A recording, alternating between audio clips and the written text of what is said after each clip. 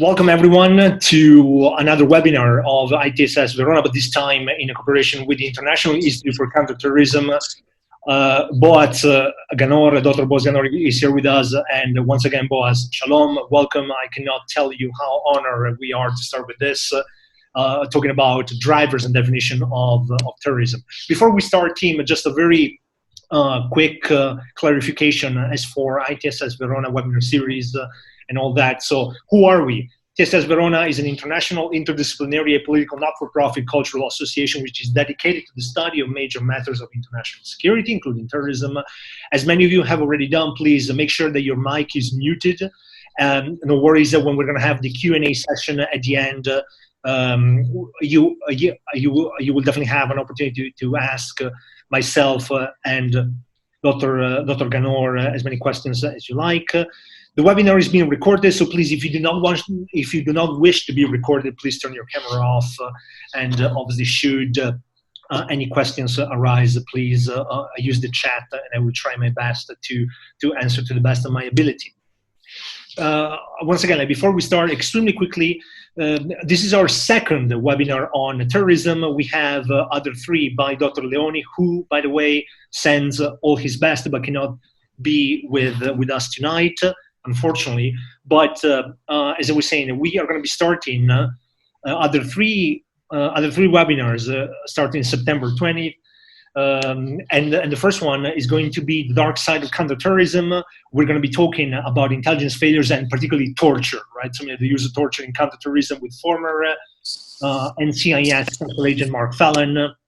Then we have the second one, which is probably going to be in January 2021, a conversation with Amandine and Noor Dari, who, by the way, are in the audience. So many thanks to both of you and welcome. The webinar is going to be about their personal journey, so from terrorism to counterterrorism. So I really urge you to come to this one. It's going to be incredibly fascinating. And then we're going to be concluding, hopefully provided that everything goes well, in April 2021, discussing 20 years since 9/11, assessing the war on terror and the future scenarios with incredibly good worldwide experts, such as Bruce Hoffman, a professor at Georgetown University in the States, Dr. Asaf Moghadam, the Dean of the Lauder School of Government at ICT Herzliya, and Brian Jenkins, a former member of the White House Commission on Aviation Safety and Security and current senior advisor at RAND. As of today, very quickly, I am going to start off by conceptualizing the main drivers of terrorism. I'm going to be touching upon the grievances, the structural factors, the conversion, gender, sociological theories, rational choice theory, and I'm going to be mentioning the facilitators. Then finally, I'm going to hand it over to Dr. Ganor, who is going to talk about, amongst other things, obviously, about the conceptualization of terrorism, the difficulty in crafting definition of terrorism, and the need for a shared definition of terrorism. Then, as I promised, you will have enough time to submerge Dr. Ganor with questions. Keep in mind, team, the main goal as of today is not to pick sides, create vague sentences, and all that. No. The main goal today, as usual, is to appreciate complexity. Not to get discouraged, right? But to learn, to add another layer of analysis. And if we're talking about, again, drivers and definitions of terrorism, I cannot think of a better person in the world than Dr. Boaz Ganor. Very quickly, Dr. Boaz Ganor is the president and the founder of the International Institute for Counterterrorism, Herzliya. He has written numerous books and articles, and if you do not know him, I urge you to do so. I urge you to read his articles. I urge you to go to Israel, meet with him, because he pretty much built, along with Martin Crenshaw and other renowned experts, the field of terrorism. So once again, Boaz Ganor, Toda rabah. Thank you very much. Very quickly, so in the aftermath of major terrorist incidents, I have to be honest with you, before all the academic reasoning, before all my studies, there's only one question that I ask myself. Why? Generally speaking, just why? Why all this? Why is this happening? Why so much hatred? Why so much violence? Why so much blood? And this is not an easy question, unfortunately. There are a lot of things Unfortunately, they're really, really bad and incredibly hard to conceptualize. But that's exactly what we're trying to do as academics. However, as I was saying, this is incredibly difficult. Why? Because I'm not the first one trying to theorize why terrorists become terrorists. I'm not going to be sitting here summarizing all the literature, but just the main takeaways are the following ones. Establishing a terrorist profile is almost impossible. Why? Well, first thing first, because the relationship between radicalization, so why people become radicalized and acquire radical ideas, is really, really disputed, and then become terrorists, is really, really disputed. Most radicalized people never turn to terrorism, for instance, right?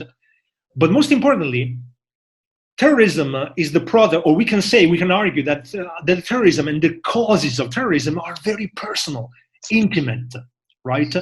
And if we do so, if we really analyze and scrutinize terrorists, we see that there's a myriad of push and pull factors, thousands of reasons, right? But if we have so many reasons, unfortunately, we are going to create at some point false positives, right? So many reasons that altogether cannot really explain what terrorism, why people become terrorists. And unfortunately, we can argue, or a lot of people have been arguing, that Horgan, Taylor, Sageman, they're fairly false, but they are no use, right? So what do we do with so many causes?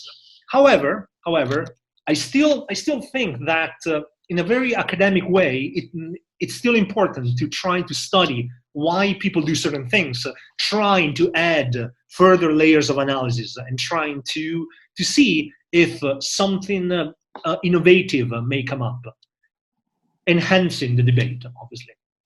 Nothing new. I'm just gonna borrow from Martha Crenshaw, Will Hughes, and Pisoiu, very classical scheme when we try to approach causes of terrorism. And obviously the first one is about grievances.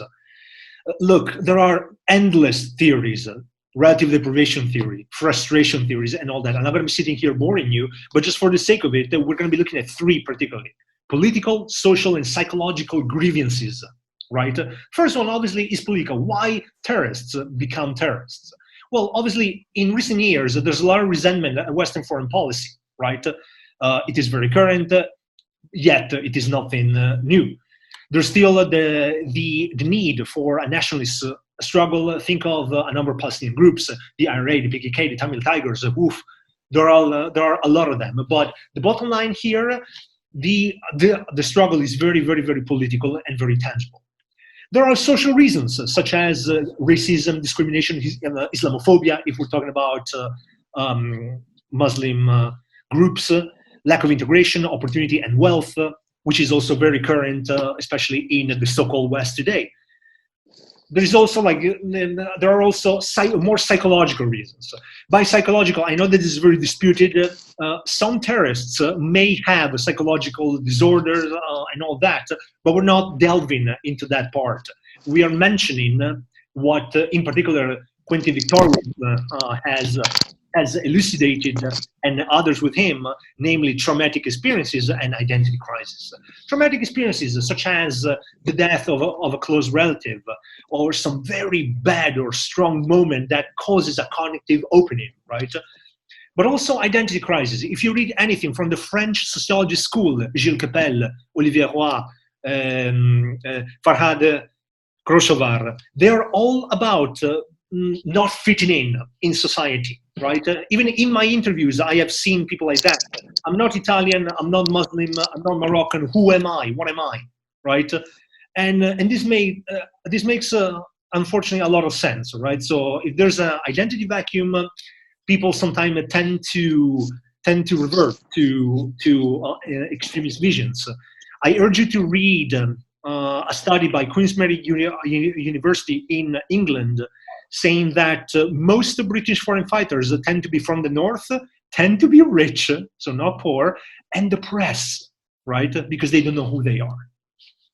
Then, very quickly, we have structural factors. So it is not really about the why per se, but about the who who you know, how you do it, right? Research, again, by Sageman, Viktorowicz, Donatella Della Porta, and others has highlighted the contacts, networks, structure of the organization, obviously all in line with social movement theory, right? So your identity becomes, is not just personal, it becomes part of a community, right? And it is about who you know, the network, the people bringing you in, and all this, right?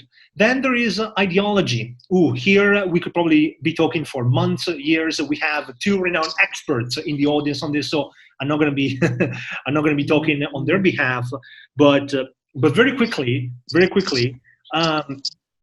ideology is not just about like. If we're talking about Muslim groups, obviously, then we have the Salafist ideology for the most part. Then there are many other variations, declinations, and all that, but more in generally, any type of ideology, right? Right wing, left wing, cult, apocalyptic, animalist groups, and all that, right? So it is about the ideas for some scholars. More recently, we have also seen another type of school emerging, right? And that is about conversion, gender, and more sociological theories, right? As for conversion, if you convert to another religion or more in general to another ideology, you need to demonstrate, right? So, I mean, you have to prove that you are up to the task, that you deserve to be in that, and therefore, this is why we argue that there are a number of converts, or converts are disproportionately represented within the whole terrorist discourse. So, for instance, if you read Catherine Brown in the United Kingdom, she talks about a lot about masculinity theory. For instance, in certain societies, you get emasculated if you don't take matters into your own hands, for instance, right? Or in other societies, let's say if you're a woman, you commit adultery, blowing yourself up may be good to regain your honor or something like that, right? And then there are the very classical, the sociological theories, right? Age.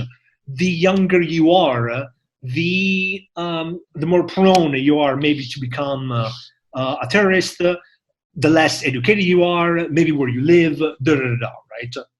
I know that I'm going very, very fast. If you have questions, please feel free to ask me afterward, but this is just to give us a very broad picture. That said, as for rational choice theory, which, by the way, this is one of my favorite ones, terrorism is not just something that happens like that. No, it is rational. It is calculated. There's something that people want and they choose to be terrorists instead of being, political activists, for instance. And this one may be, so here I put a picture of heaven. This could be just spiritual benefits.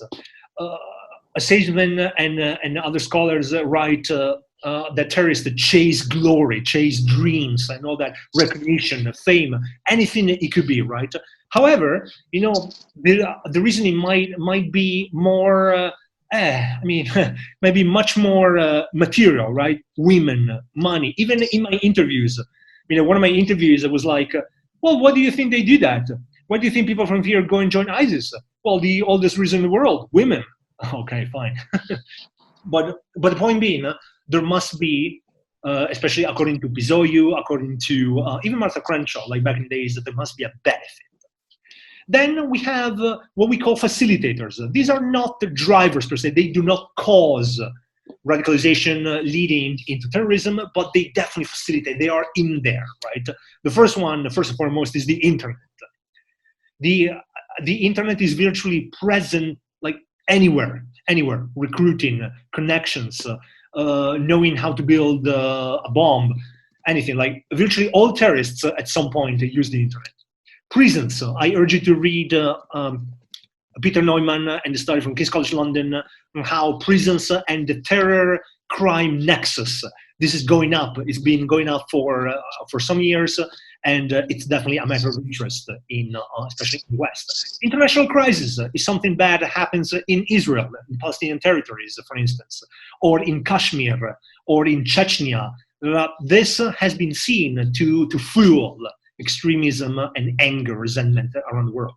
Social venues, interestingly enough, universities. Again, read Catherine Brown, but the gym, after schools, like these places can be incubators, especially in the United Kingdom, of violent radicalization. In fact, the 7/7 bombers met at a gym. And then finally, diasporas. The Reale Elcano Institute has written extensively on this. When you have diasporas living or at least perceiving discrimination, lack of integration, or just identity crisis, we see that a number of terrorists do emerge from the diasporas. Yeah, and then lately, if we look at the reasons why foreign fighters join, we have four main studies. I'm not going to be mentioning all of them, but the main takeaways are that yes, there is some economic instability, especially coming from the West. So people who are unemployed, for instance, or have been to jail and struggle at finding new jobs. The importance of networks, obviously, you have to know people. You have to get in touch with someone.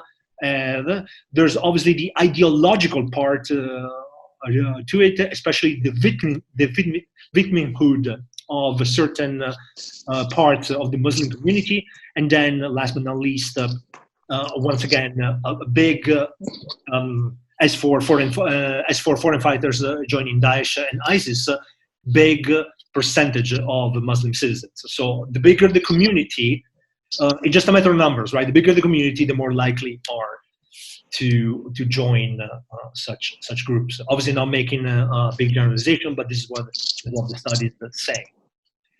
Very quickly, and then finally, I'm going to hand it over to Dr. Ganor. As you said at the beginning, it is very hard to establish a terrorist profile. However, there are certain commonalities.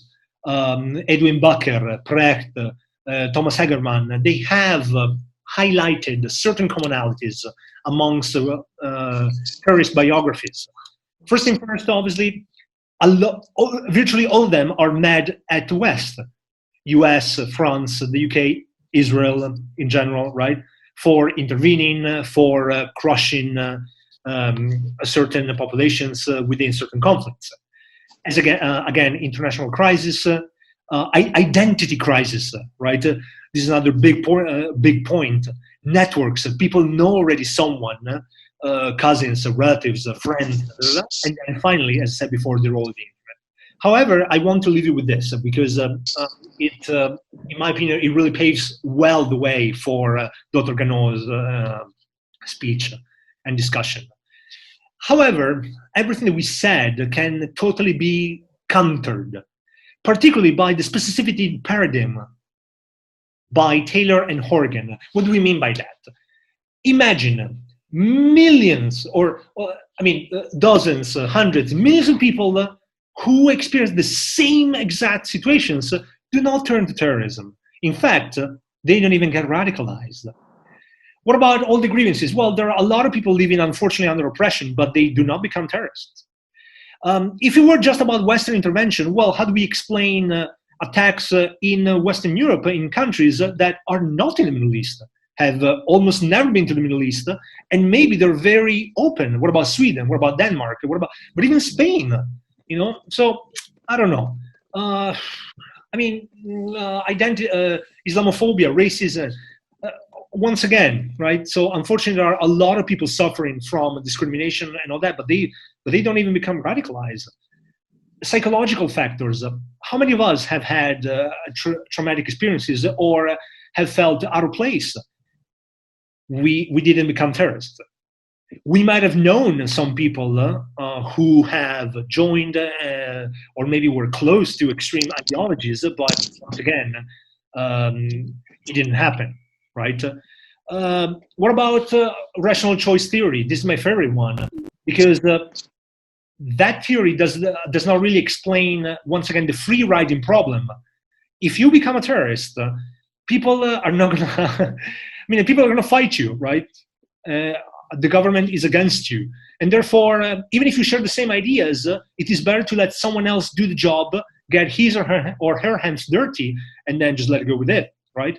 Or that theory doesn't really explain dropouts. If you go to heaven, why on earth would you repent? right? Or if you earn a lot of money, or if you get a lot of women.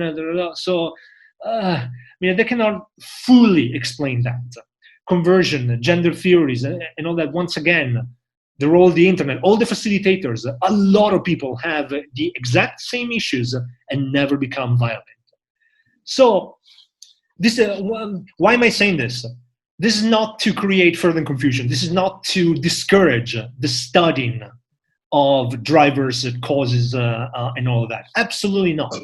The main reason why we do that is that, once again, because we want to reason. We want to again, unpack, tease out all the possibilities that are associated with the drivers of political violence, in this case, terrorism. However, in order to do that, I argue that probably we have to take a step back. If we don't know why people become terrorists, then probably this is because we don't know what terrorism is. And probably it is because we really struggle at finding a common definition of terrorism. And this is why, in my opinion, we need people like Dr. Ganor, who can obviously, enlighten us and hopefully, once again, add other layers of analysis. Thank you very much. And with this, Boaz, the floor is yours. Thank you, Mickey. What a wonderful opening for our discussion. I deeply enjoyed the presentation, in which you encapsulated many of the dilemmas and the challenges of trying to understand the phenomenon of terrorism in a short lecture. I would start by saying that if I need to put myself in this spectrum of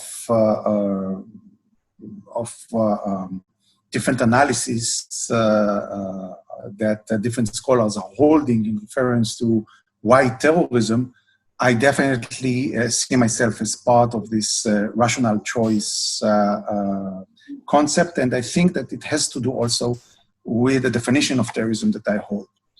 I've started my interest in the subject matter of terrorism many years ago. I don't even want to remember because it reminds me how old I am. And by the way, if this doesn't remind me how old I am, then my daughter reminds me, because she made me a grandfather just a few weeks ago. I, as a very young scholar in the early 80s, started to read and learn about terrorism. And the first book I read was Political Terrorism of Alex Schmidt, which I'm sure everybody is familiar with, at least because I don't know how many editions he had since then of the same book, and it's still regarded, in my view, as a very important book altogether. And as you remember, this book is holding hundreds of pages. About half of them are designated to discuss the matter of the definition of terrorism. And the understanding, after reading all of those different definitions that he quote, and the analysis that he's bringing, is that it's impossible to reach an agreement on a definition for terrorism, and B, it's useless even trying to do so. And why really do we need that? I mean, we can cooperate, we can discuss, we can fight against terrorism without the need to agree on one common objective definition. And of course, most of the scholars, almost all of them, some of them are very good friends of mine, that I met since then until today, agree on that two essential concepts. And all of them, with no exception, are using the slogan that every first-year student would be introduced even before starting his schooling, the slogan that one man's terrorist is another man's freedom fighter. Well, it seems so clear, so right. One man's terrorist is another man's freedom fighters. For the Israelis, the Palestinians are terrorists. For the Palestinians, those same activists are freedom fighters. For the Israelis, the Jewish underground before the creation of Israel, fighting against the British, are freedom fighters, but they have been defined by the British and by the Palestinians as terrorists. So it's all a matter of perspective. I beg to differ. I beg to differ, and the first article I ever wrote was, is really one man's terrorist is another man's freedom fighter, again in the early 80s. And as we all know, in order to be accepted academically and gain academic positions, you need to show that you're being quoted. And I'm endlessly quoted on the definition of terrorism since then. Most of those who quote me doesn't agree with me. I don't really care. It's fine. At least it still gives me the quotation which is needed for the academic record. But more seriously, I was convinced in the 80s, I am more convinced today, that A, it's possible to reach an agreement on a definition of terrorism, and B, I think it's crucial to agree on such a definition. Let's start with the need. Yes, we have international cooperation on counterterrorism without agreeing on definition. The Israeli definition is different than the American. The American is different than different European countries. You know what? Let's be more concrete. The FBI definition is different than the definition of the State Department. The definition of the Pentagon is different, and so on and so forth. So the problem is not that we don't have definitions or we have a lack of definition. Actually, the opposite. The book that I was quoting, Political Terrorism, back then in the 70s was mentioning more than 100 definitions altogether. The question is, can we agree on one acceptable definition altogether? And I would say that without such a definition that will be widely agreed, if not by all states, but most of the states and decision makers around the world, how can we have an effective counterterrorism activity, especially when we are talking about a phenomenon which is cross-border? How can we outlaw a terrorist organization if we don't agree who's a terrorist and who is a terrorist organization? How can we outlaw incitement for terrorism if we don't agree what is terrorism together? And bear in mind that incitement can be conducted by a person in, say, Italy, using a platform, an internet platform, which is being created in Britain and uses the internet as a World Wide Web in order to incite people in, I don't know where, in Latin America. So you need to have an agreement among all of those countries and all of those segments that this is incitement for terrorism, let alone the agreement of, say, Facebook, that this is incitement for terrorism, and Twitter and others. So there is a crucial need of agreeing on one definition of terrorism, and we would never reach the level of international cooperation which is needed, and not just government to government, but also B2G, business to government, and academic to academic, and so on and so forth, without agreeing on one definition of terrorism. And I would say that not only that it's needed, it's also possible to reach this agreement. And how come? The first argument I would like to argue is that terrorism is not a goal by itself. It's not an ideology by itself. It's a modus operandi. It's a tactic. It's a strategy. It's a certain way to achieve goals, and I would say in plural, different goals. You mentioned some of them in your opening. Terrorism, first and foremost, is a certain type of political violence, which is aimed in order to achieve this or the other goal altogether. So once we understand that, we can disconnect the ideological tension from the definition of terrorism. Because if it's a certain type of a tactic, a political violence tactic, anybody can use that.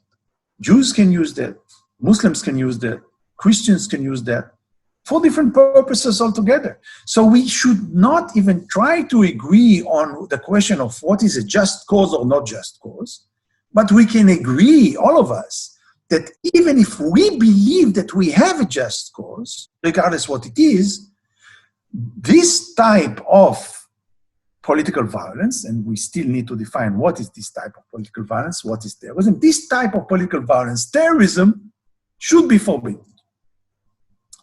Now, the definition that I use is quite simple, very short, and in my view, very objective.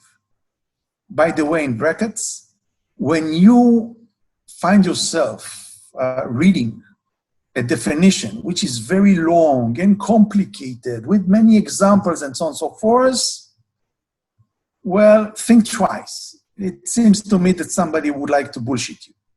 I think that the definition should be precise, short, and accurate. And the definition that I use is saying that terrorism is the deliberate use of violence aimed against civilian targets by non-state actors in order to achieve political ends.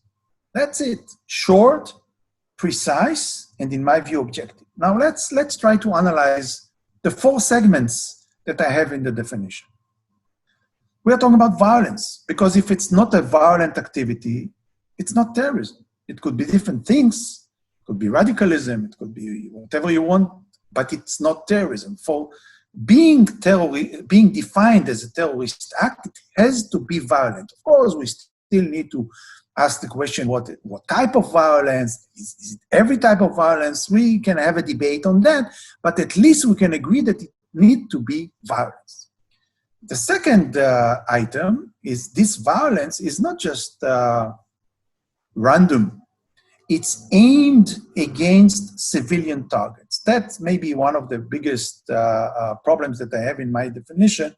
And this is probably one of the main reasons why many people around the world, and by the way, many Israelis doesn't accept my definitions, because based on that definition, deliberate use of violence aimed against military targets are not being defined as terrorism. It's political violence, but it's different type of political violence. I refer to that as guerrilla warfare. And that's how I differ between guerrilla warfare and terrorism. Guerrilla warfare is the deliberate use of violence aimed against military targets in order to achieve political ends. Terrorism is the deliberate use of violence aimed against civilian targets in order to achieve political ends. By the way, the political ends could be the same political ends. The perpetrators could be the same people or the same organization that one day used terrorism and the other day used guerrilla warfare in order to achieve the same goals. So the second element, as I said, is the aiming intentionally their attacks against civilian targets.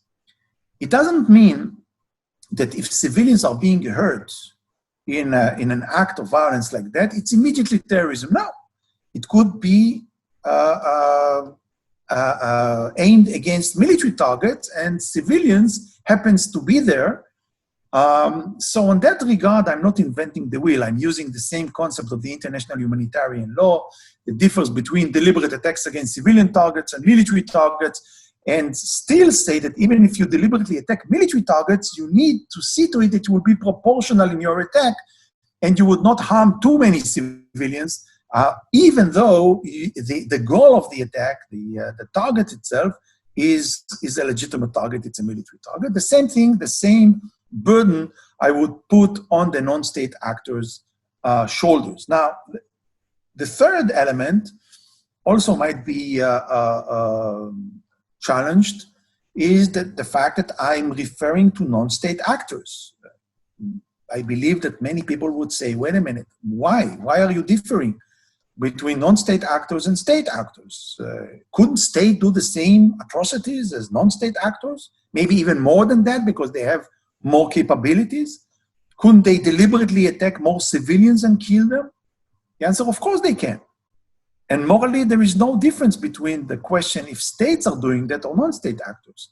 Practically, I do not need to define the deliberate attacks that is being done by states that deliberately attacks civilians as terrorism, because it's already being defined by the international humanitarian law as a war crime. Terrorism is a certain type of a war crime. Terrorism is the war crime which is being conducted by non-state actors. Now, the fourth element is, and the last one, is in order to achieve political ends. Well, I don't refer going to the opening of your lecture, Miki. I stick to the argument that terrorism is political. It's aimed to achieve political goals, not just sociological goals or personal psychological goals. Yes, personal and psychological grievances can be a promoter of those feelings, can be a trigger for terrorism, but this is not the cause. Sociological grievances, poverty, is not a root cause for terrorism. Poverty could be an instrumental cause. Terrorists are using poor people for their purposes. But as you have noted, not all and not even most of the poor people are terrorists altogether. Terrorism is aimed to achieve political goals. And when I say political goals, I include there socio-economical grievances, revolutionaries that want to revolve against a certain regime, nationalistic grievances, separatistic grievances, extreme ideologies, communism, fascism, anarchism, Islamism or Islamists, jihadist Islamist ideas, Islamophobic people, white suprematists. All of those are ideological grievances that can become political grievances for those specific purposes. So those are the four clear and simple elements in order to define a terrorist act. The problem is that it's very convenient for many around the world, and especially states, politicians, decision makers, the lack of agreement on a definition of terrorism. Because when you don't have an agreeable international common definition, then anybody can define terrorism any way they want. Then everybody can use the concept as a practical concept of one man's terrorist is another man's freedom fighter. Then for Israel, Hezbollah would be a terrorist organization, but it won't be for the Russians. But the Russians would see the Chechens as terrorists and not necessarily the Turks. And the Turks would see the Kurds as terrorists, but not necessarily the Israelis, and so on and so forth. Very convenient, because we don't have a common agreement on what is terrorism altogether. And to emphasize that, let me quote the definition of terrorism of the Muslim World League.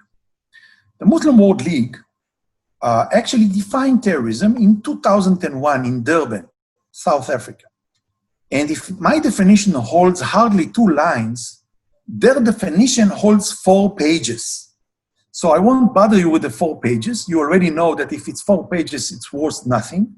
But let me take one clause from these 4 pages, and I quote, "Terrorism by the Muslim World League is an outrageous attack carried out either by individuals, groups, or states against the human being." And then they explain, against his religion, against his life, against his intellect. If you say something stupid in my lecture, that's terrorism because you insult my intellect. Against the property and against the honor of another person. It includes all forms of intimidation, harm, threatening, killing. I would buy that tomorrow morning because it encapsulates everything. But then the punchlines come.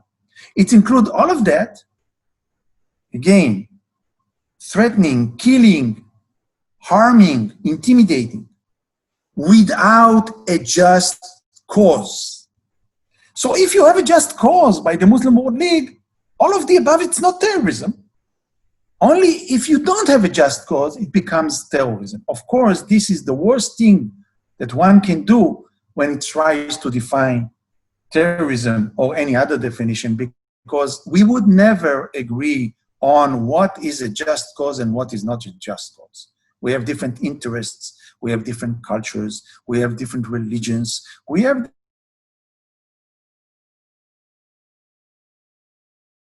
even if you believe that you have a just cause, there is one, and even if you believe that you have the right to use violence for the purpose of achieving that cause, you do not have the right to use one certain type of violence, and this is the deliberate use of violence aimed against civilians in order to achieve your just cause, i.e. terrorism.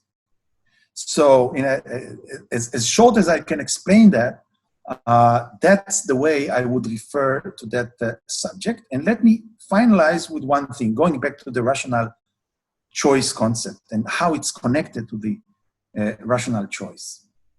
I don't blame the terrorists for using terrorism. Actually, I do blame them. But I don't blame them because it's beneficial. Why shouldn't they?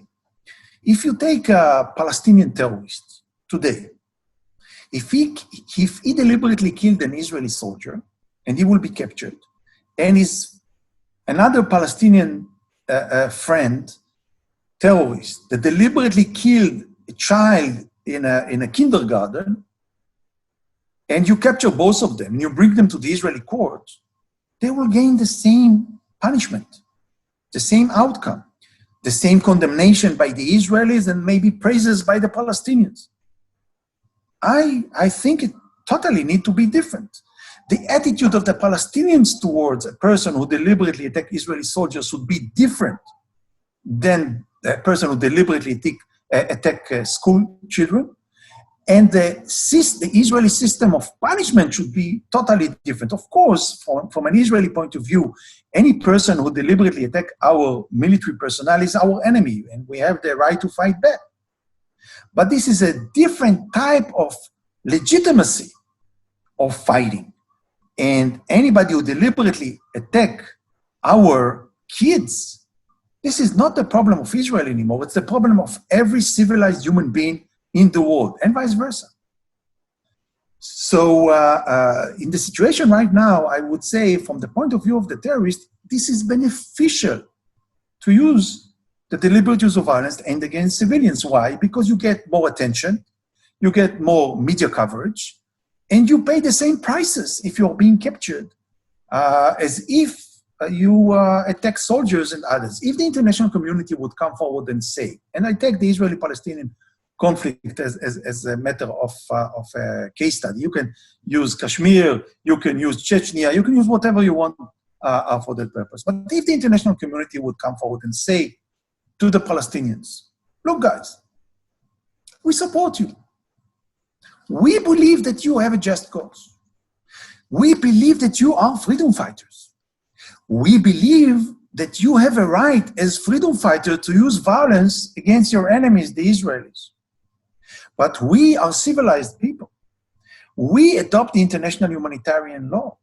And based on that, based on our values, we are telling you that if you cross the line and you deliberately attack civilians, not just soldiers, then you become our enemies as well. Then we are not going to support you. Then we are going to hunt you as well. You would change the cost-benefit analysis of the terrorist organizations, of the terrorists themselves, because they are calculating this rational cost-benefit calculation.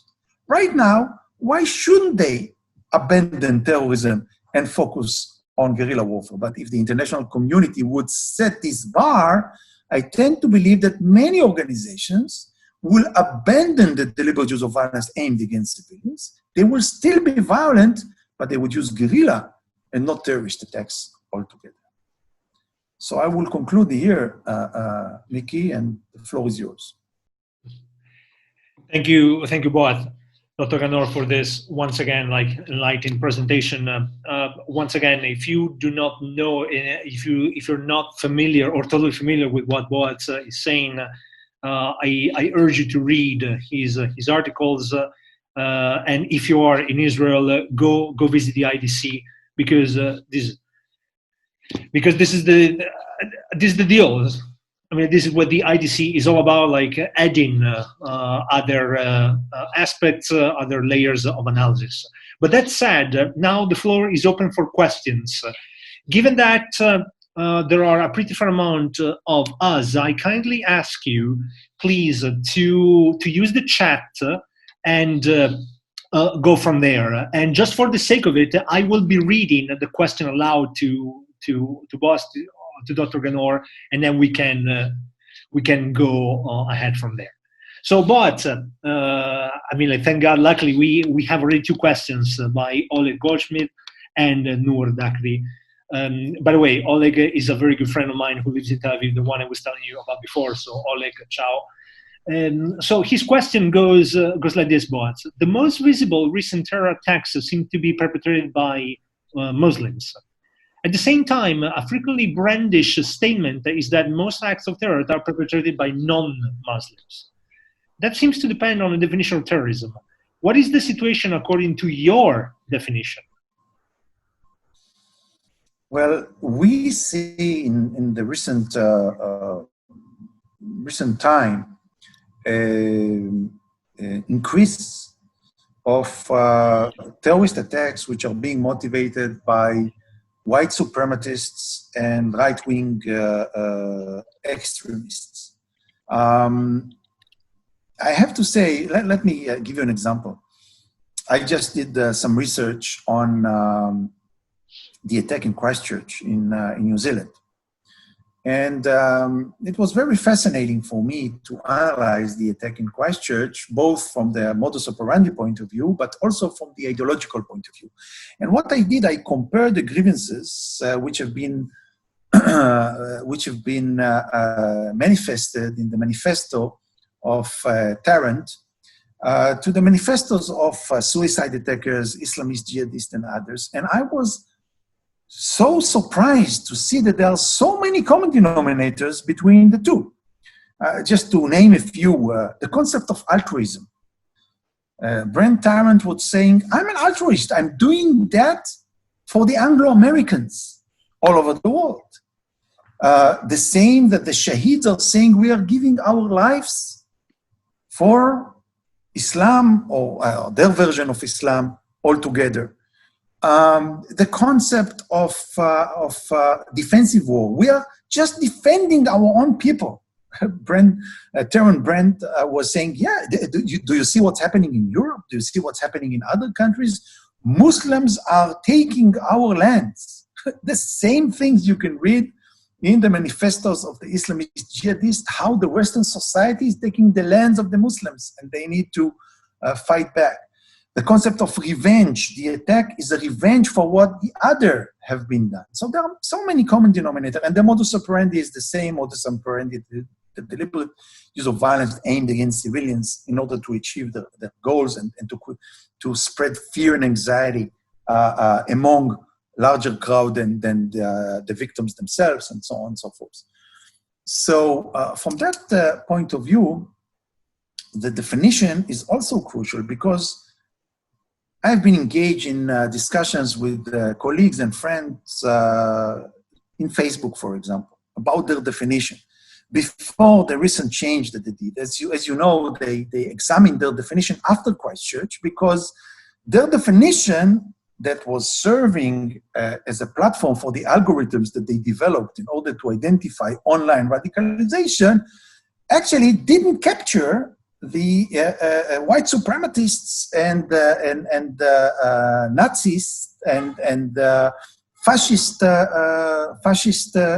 incitement, because they were not fine-tuned for that purposes. The definition that I use is generic, and it's relevant for Islamist jihadists, for extreme Jewish violent activities, and for extreme anti-Semitist, Islamophobic, white supremacists, Christian terrorism. That's why I think it's appropriate to use that for those purposes. You are muted, Mickey. Apologies, but thank you, Boaz, for this very good question. So, listen, why don't we do like this? Because a lot of people have been writing here. Please, I will be orchestrating this. So please, Noor, go ahead with those two questions. Then we have Richard, Benson, and Francesca. But no worries, I will be reminding you. So please, Noor, unmute yourself and ask Boaz the question. Hi, boys. Yeah, I know. Speak loud because we don't hear you well. Okay, boys. Can you hear me? I think I do. Okay. Professor Boaz, I have two questions for you. You have explained it very well. Thank you very much.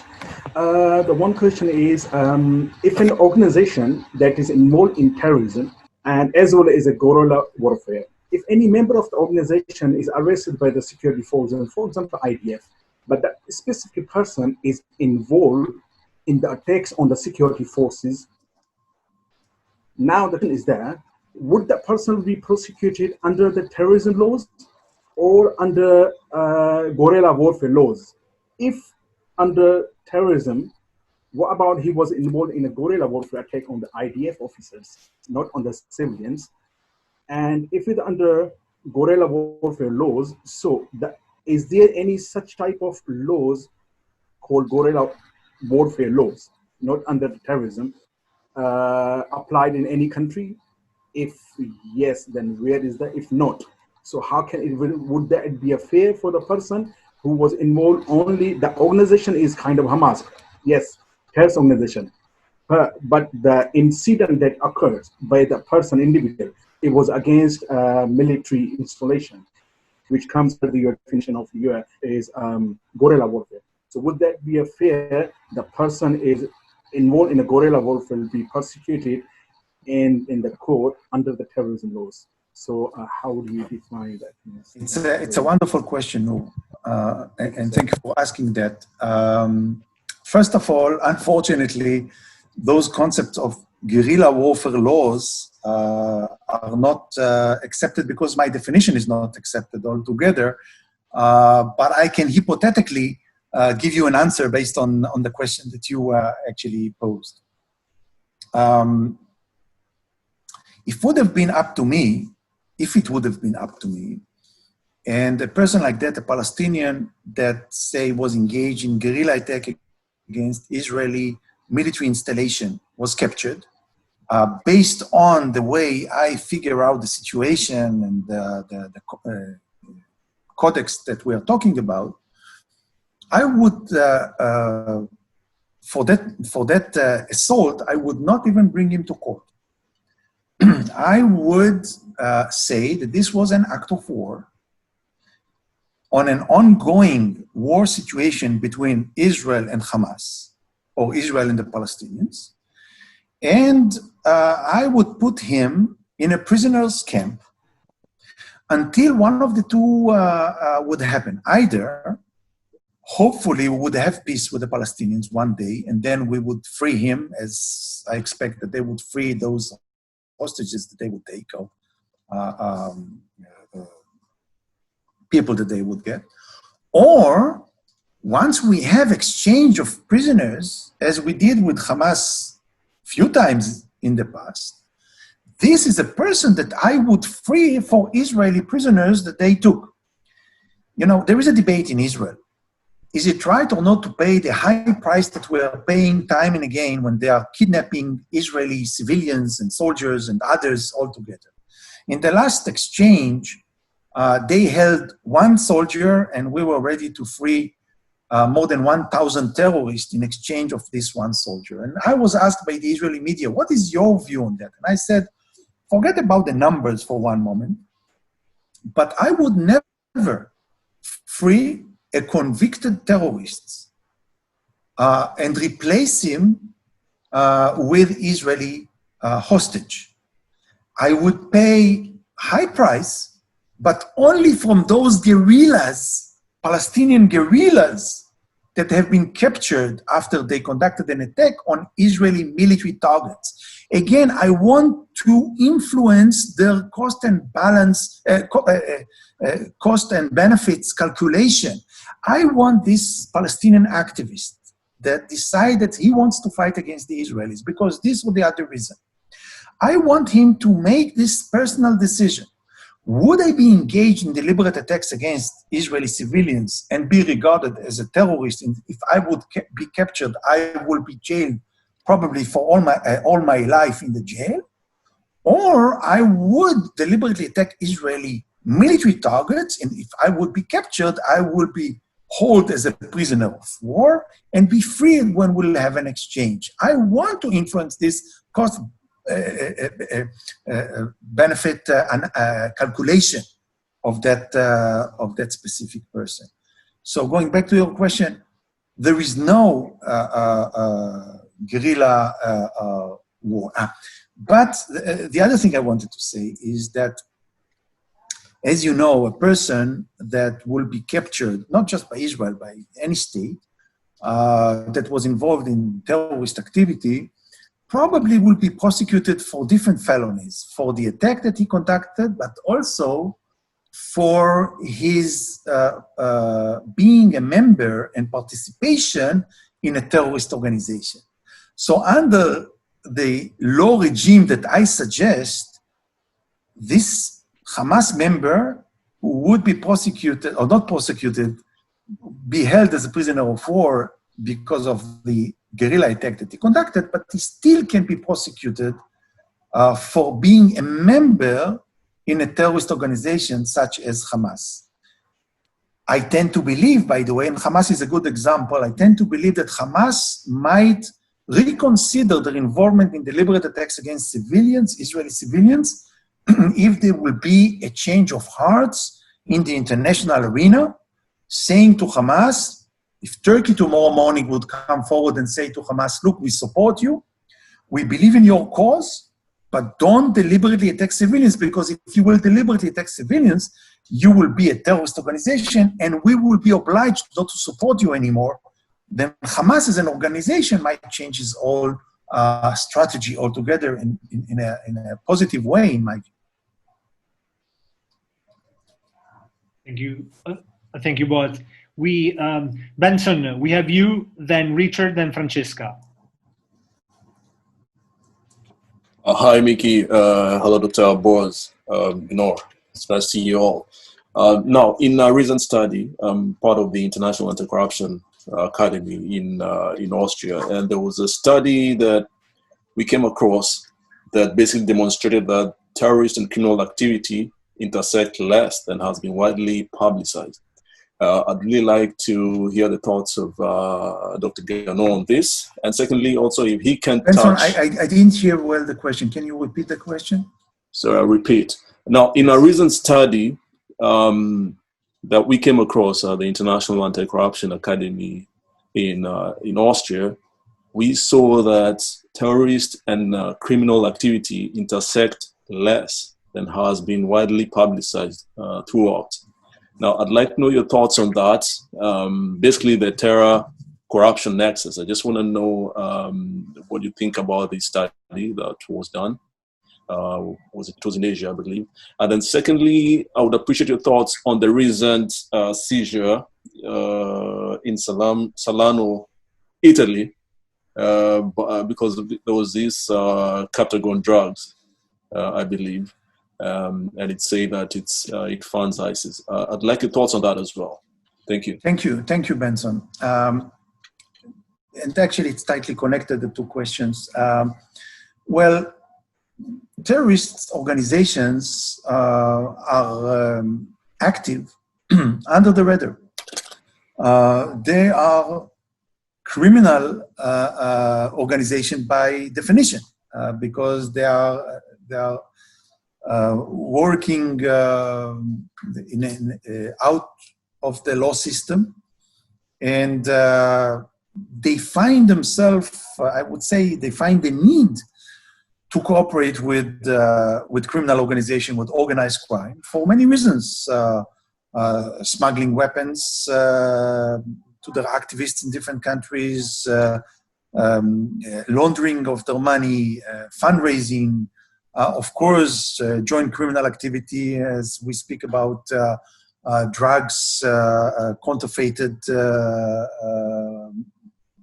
goods, and many other reasons. So, although I didn't do recently research that was widely checking the level of cooperation between the criminal organization and terrorists, from day one, this is a very common and I would say even natural cooperation between those two entities altogether. But I think that your second question actually alludes and becomes a very good case study for your first question, the reference of the seizure of the deployment of Captagon pills to Italy. I was conducting a research about 5-6 years ago on the use of terrorist organizations of Captagon. It was one of the first research that has been done in reference to terrorist organization on that specific matter. And I found that elements which are connected to Hezbollah in the Bekaa Valley and in Beirut are deeply involved in the manufacture of the Captagon pills. By the way, the reason that I could find it, because I don't deal with confidential material, I deal only with open sources. The reason was because at that time that I conducted the research, there was a lot of articles, TV shows in Lebanon that show this connection. And I asked myself, first of all, how come that those Lebanese media platforms allowed themselves to show that and give the factual information that increment elements that are connected to Hezbollah? We know how Hezbollah is strong there. Aren't they afraid? The reason was because Nasrallah, the leader of Hezbollah, and his team was against the manufacture of the Captagon pill. The Captagon pill was conducted in the Bekaa Valley against the will of Nasrallah himself, and it was part of the tension between different sects within Hezbollah, and Nasrallah was letting the Lebanese media report that because he wanted to increment those elements from Hezbollah. Now, what did we learn from that information? We learned that after the war that the Hezbollah had with Israel in 2006 and the economical breakdown that they suffered from that, the Revolutionary Guards sent machines of manufacture of counterfeited Captagon pills to those elements that are connected. When I say elements connected to Hezbollah, I mean families of high-level officials of Hezbollah, members of parliament of Hezbollah, ministers of Hezbollah. It's not them, it's their brothers that use their names in order to sign the license, the importing license from Iran. They use Hezbollah in order to, they use the documents of Hezbollah in order to move the deployments through the checkpoints in Lebanon itself. So they use the so-called factual, the so-called fact that they are part of Hezbollah, although they were not officials of Hezbollah by themselves. They manufactured millions and millions of Captagon pills in the Bekaa Valley. They imported all of that.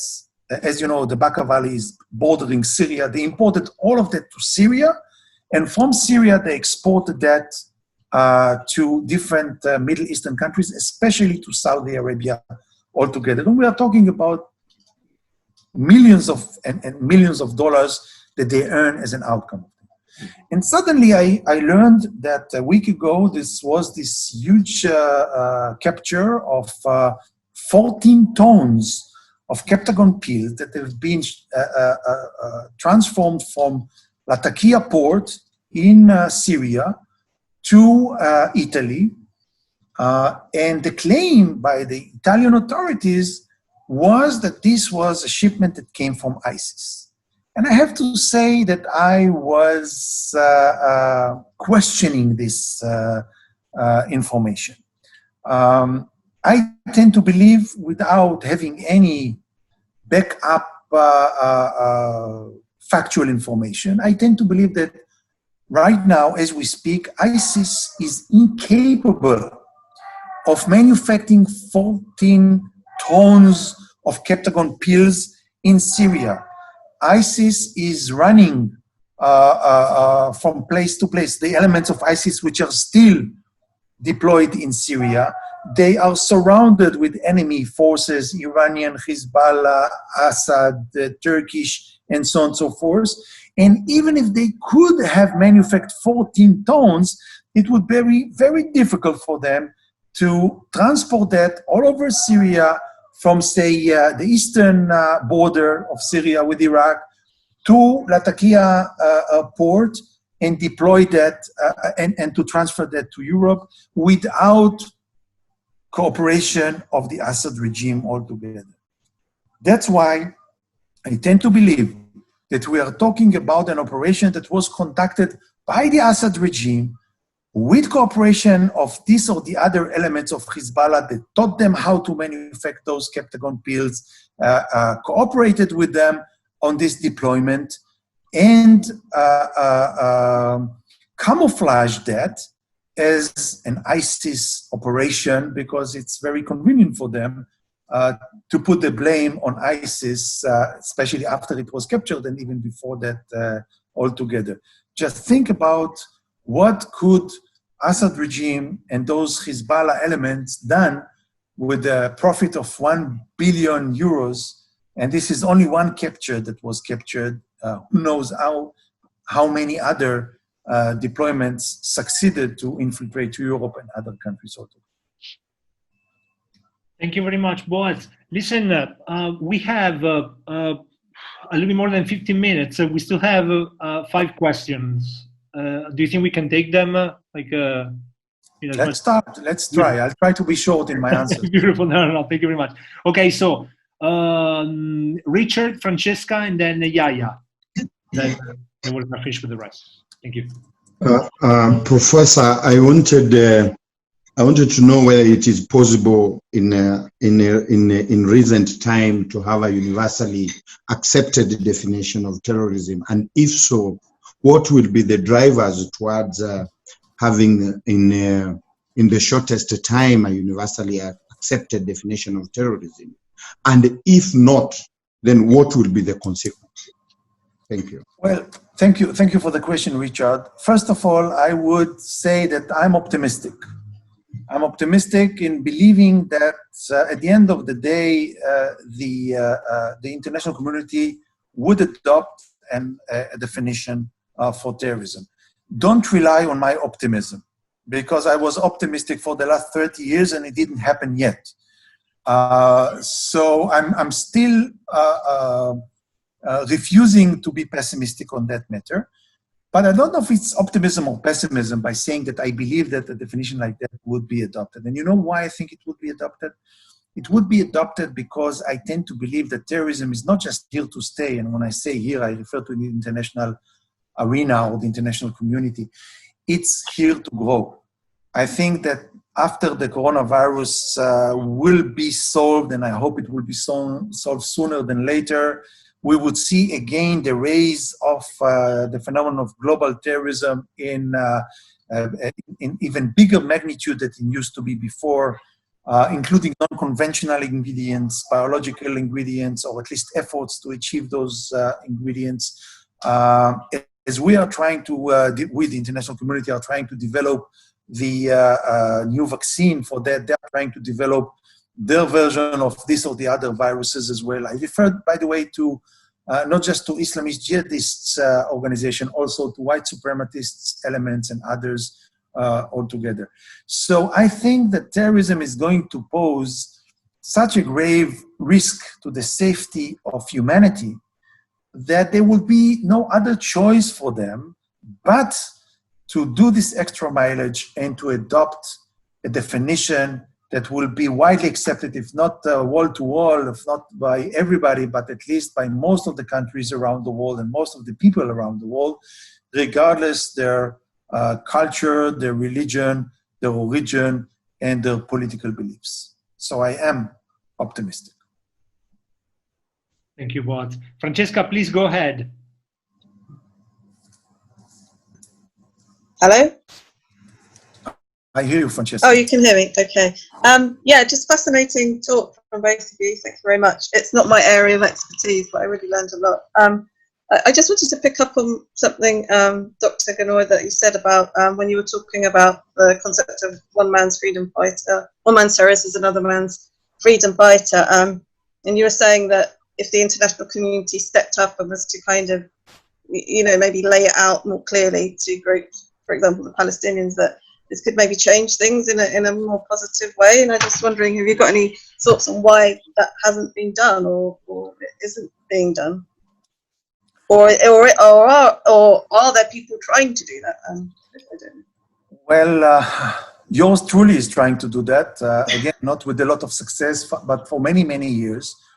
I do see a beginning of a change in the recent years. I do see more and more people adopting this concept, sometimes even adopting my definition. And that's why it gives me this optimism. Look, I do believe that terrorist leaders are rational people, and in their calculus of cost and benefits, and I'm basing that also on an interview that I did with Palestinian terrorists and others. I tend to believe that if the international community would change their attitude towards the definition, they would adopt this definition as well. Why it doesn't happen? As I said, it's very convenient for those states not to have this definition or any other definition which will be widely accepted, because they can define their enemies as terrorists. If you have a political, non-violent revolution in this or the other country, believe me that in no time the regime there will define those revolutionaries as terrorists. If the term terrorism is now being used for so many other purposes, gender terrorism and house terrorism, when a violent husband is hitting his wife, the term terrorism is being used immediately as an explanation of what is being done. Very convenient not to have a definition, because then everybody can use that any way they want. I think it's about time to say that no more one man's terrorist is another man's freedom fighter. From now on, one man's terrorist is all men terrorists.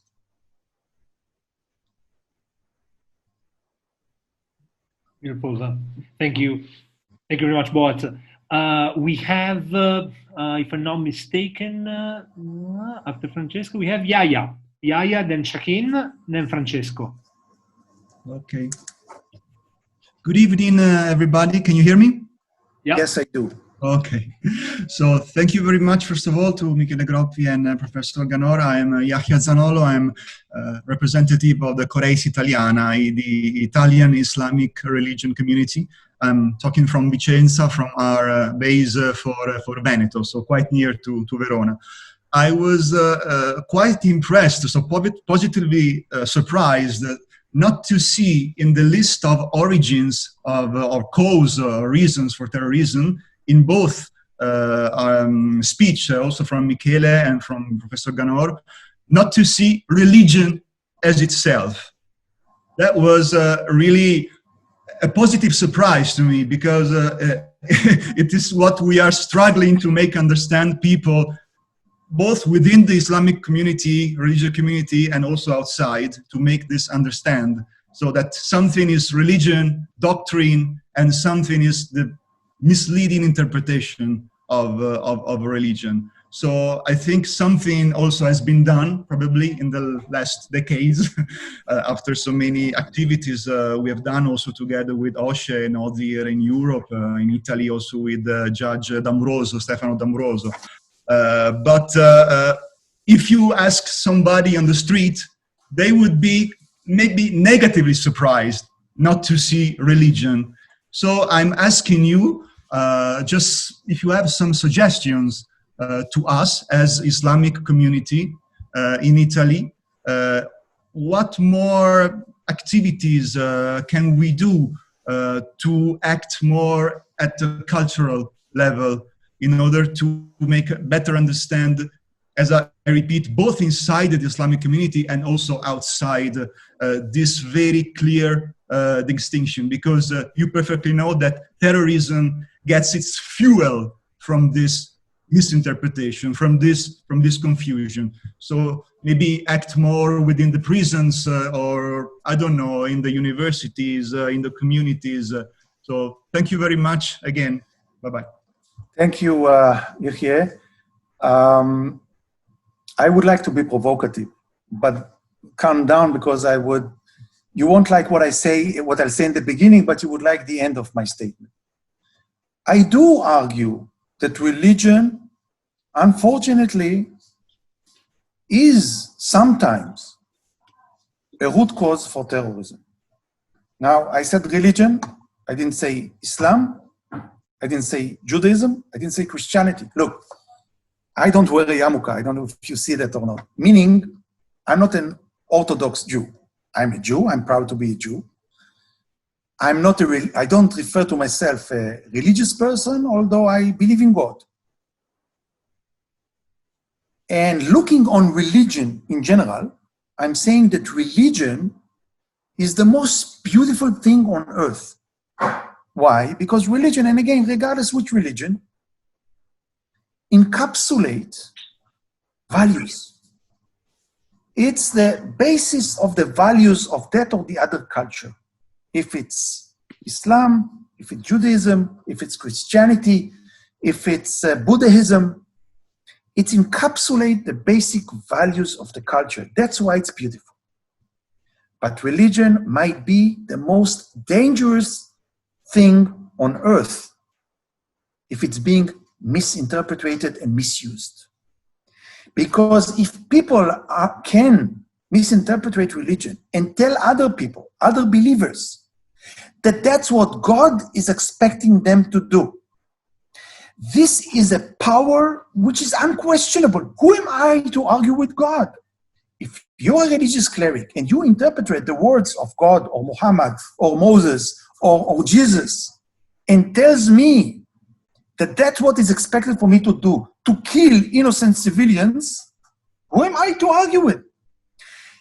Any other ideology, you can argue. You can say, no, I have a different interpretation. But if you come in the name of God, you can promote people to do the worst atrocities ever. So one huge mistake is to put the blame of terrorism on religion. But another opposite mistake is to turn a blind eye to the fact that people are misusing religions for those purposes of motivating people to do those atrocities. And this is my answer to your question, because if you would join me in saying the same thing to your own constituency, I think that you would, gain much better understanding of your fellow men and like-minded, what is right and what is wrong. I cannot interpret Islam. You can interpret Islam. I can interpret Judaism. Not good enough, but maybe I can interpret it. And I can say to extreme Jews that are misusing the Torah in order to call for violent activity against civilians, that this is against what I believe Judaism is all about. And that's what I'm expecting for myself to say to those Jews. I expect you to say that to your own fellow men. By that, you will gain not just their respect, and you would serve God the way that you should serve God, I believe, the way that you believe in it. But also you will gain the respect of the other cultures as well, of those that would say this guy is practicing genuine Islam. That this is what Islam is all about. And this is holding the sword from both ends, or the olive tree from both sides altogether. Maybe I'm naive, but I really believe in that. I really believe that we have much more people coming from different religions that are sharing those values together. And by the way, we are believing in the same God at the end of the day. Then people that are calling to misuse religion for violent purposes in order to force the infidels, and regardless who are the infidels could be, for Muslims, Christians or Jews or other Muslims that doesn't believe in their version of Islam. And infidels could be Jews like me that see themselves as less Orthodox than other Orthodox Jews.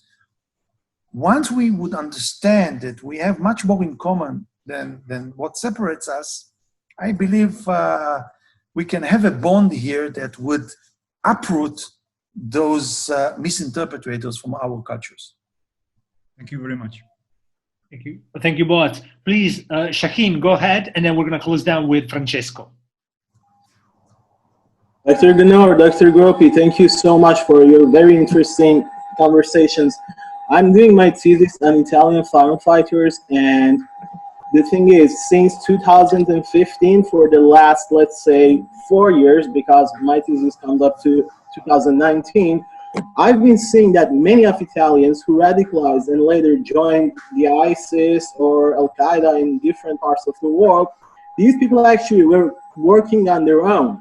Even the process of their radicalization is still not that clear to us, and it is one of the latest phenomena that we're observing in counterterrorism. These were lone wolves. The problem in lone wolves is that we cannot actually interview these people because they are under a very high security clearance. And I wanted to ask you, how do you think we can actually study lone wolves? And in your professional experience, Dr. Ganor, how do you think we can block lone wolves? Thank you so much. Thank you. Thank you, Shaheen. Actually, I'm engaged in a lot of research as we speak right now on lone wolves. And I'm having 2 articles which are now in process of being published. We, by the way, researched the lone wolf phenomenon in Israel. And in some parts of that research, we also interviewed convicted lone wolves in the jail system, Palestinian lone wolves. And we tried to find what motivates them. We found out that there are different motivations altogether. But maybe unlike my basic argumentation that most of the terrorists are rational actors, we have found out that many of the lone wolves are less rational or sometimes even irrational. And they are being motivated by psychological urges. Some of them suffer from psychological illness or mental illness altogether. Having said that, it's not enough by itself to explain the phenomenon. I use a model that I developed in this article that hopefully will be published soon, so don't steal the concept from me. I use the term or the Beth model. The Beth model says that at the end of the day, when we talk about the lone wolf motivation, it's different grievances that drip in like water into the bath and starts to fill the bath. Some of them are personal grievances, conflicts in the family, or fighting with the lover, or I don't know, with a friend or whatever. Some of them are psychological problems that the guy has. Some of them are nationalistic grievances. Some of them are honor. Honor is a very important promoter of violent activity. And terrorist organizations are using the concept of honor in order to incite people to do something. You should earn your honor. You should regain your honor, your lost honor, and so on and so forth. Again, in different cultures altogether. All of those elements are dripping into this bath, and the water, which is the grievances, starts to fill up, fill, until they reach the level of the top of the wall of the bath. And then you have a spillover. The spillover is the attack of the homegrown terrorist, or the spillover would be the foreign fighter that make the decision to travel and join ISIS or join Al-Qaeda or whatever. Until it reach that level, it doesn't happen. Now, the question that we ask ourselves is why this guy conducted the homegrown attack and his brother didn't. They are living under the same condition, same poverty, same families, same tradition, same culture, same problems. Why one is doing that and the other one is not? Because the one has a higher birth wall and the other one has a lower birth wall. The birth wall is the mental stability of theirs. One can gather more frustration and deal with that. The other cannot handle this level of frustration and he erupts before that. And why did I say that? Because you asked me, so what can we do about that? You know, I taught one of my students in Israel this birth model concept. And he gave me an idea which I didn't think about it. He said, you know, your birth model is good news for me. I said, why? He said because the birth has a hole for the water, for the usage of the water to get out of the bath. And we control this hole. We, you and me, our communities, our governments, our security services, our CVE efforts, and so on and so forth. We can dilute the level of the water in the bath if we do the right thing. Working with the communities, working with the families. As you know, I'm sure, that most of the families of those foreign fighters didn't know about the intentions of those youngsters that they wanted to travel there, and they was against it. Some of them even risked their life traveling after the kids, trying to save them from Al-Qaeda and to save them actually from ISIS and Jabhat al-Nusra and so on and so forth. So this is the way to work with them in a preliminary stage before the water is filling the bath up to the top of the wall. Many thanks, Boaz. Okay, on to the last one. Please, Francesco, go ahead. Good evening, Dr. Ganor. Hi. Good evening. One quick question. So I'm quite interested about understanding how terrorist organizations adapt in the 21st century. Okay, so my question is that due to the lack of a shared definition of what the terrorism is, do you believe that is impacting the way we are trying to understand those organizations? So you can see, like, for example, the war on drugs. The drugs, you know, they're finding always new ways to you know, smuggle drugs, I don't know, across the border, especially from between Mexico and the United States.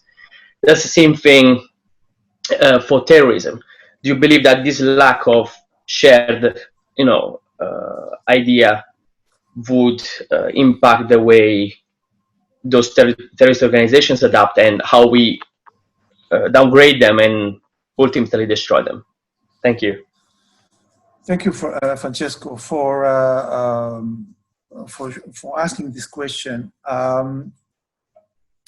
First of all, I don't know if it's good news or bad news. Actually, it's good news. No, it's not. Terrorists are on a learning curve. Terrorists always learn, especially when I talk about terrorist organizations, not the lone wolves, but the terrorist organizations are on a learning curve, and that's why they change and they adopt. That's not good news. What is a good news for me as an educator who's all his life is teaching this phenomenon, it's good news because I need to be on a learning curve all the time. I need to remind myself all the time that whatever I know about terrorism today, it's maybe true for today, but it's not necessarily true tomorrow because terrorism is changing. And that makes it so interesting phenomenon, in my view. That's why I'm interested in that specific subject. Terrorists are adopting new technologies. Terrorism are adapting to those technologies, misusing those technologies for those purposes. Terrorists are analyzing different changes in their audiences, and they try to allude to changing grievances and way of thinking and so on and so forth. Very interesting phenomenon altogether. yes, terrorists are adapt to those changes, and we need to not to be one step behind them, but actually to adapt to the modern revolutionary changes more than they are, and sooner than they are. How this is connected to the definition of terrorism? Well, it is connected, because I tend to believe that the lack of the definition of terrorism creates a problem in the research of terrorism, in the academic research of terrorism as well. I was talking about politicians, I was talking about governments, but it's also a problem in reference to the academic research, because we can play with statistics any way we want if we hold different definitions for terrorism. I just heard a lecture of a colleague of mine in Israel who was analyzing, actually he compared the attitude of American students to Israeli students in reference to which type of terrorism is more frightening in their mind and more probable. And he gave them non-conventional terrorism, suicide terrorism, cyber terrorism, and so on and so forth. And then suddenly, he found out that in the United States, most of the students are worried from cyber terrorism, that this might attack them more probably than other types of terrorism. And I raised my eyebrow and said, what? Cyber terrorism? And then I reminded myself, of course, because if we don't have a definition of terrorism, then we don't have a definition of cyber terrorism. What is cyber terrorism? Is every hacker activity in against me on my personal computer, this is cyber terrorism? If every effort to topple down my university website, this is cyber terrorism? No. In order to define cyber terrorism, we need to agree on the definition of terrorism. Of course that American students are more concerned with cyber terrorism, because every cyber attack is being regarded today as cyber terrorism, although it's not.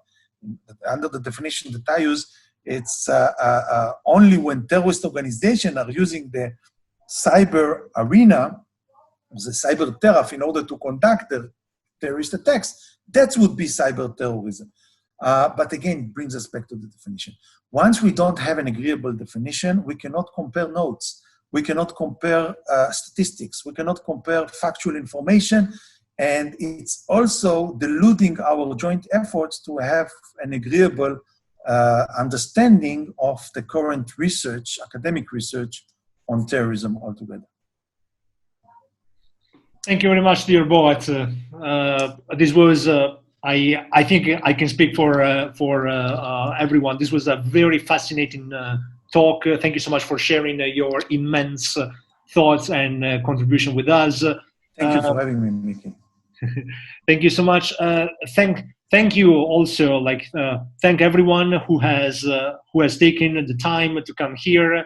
Please, if you are interested, do get in touch with us. We have a number of interesting webinars coming up, and with people also from the ITC and the ICT as well, because this is important. We want to also to make sure that King's College London, Italian universities, Israeli universities, Muslim community leaders, researchers, that we all get together and we learn from each other, because at the end of the day, even if we disagree, it doesn't matter, right? That's actually how Dr. Ganor got me when I was in the United States. We disagreed, we met, but I knew that that he would be one of the most important academic people in my life, right? And that's actually how this all starts. So once again, Boaz, thank you very much, and thank you all for being here. I really hope to see you again in the near future.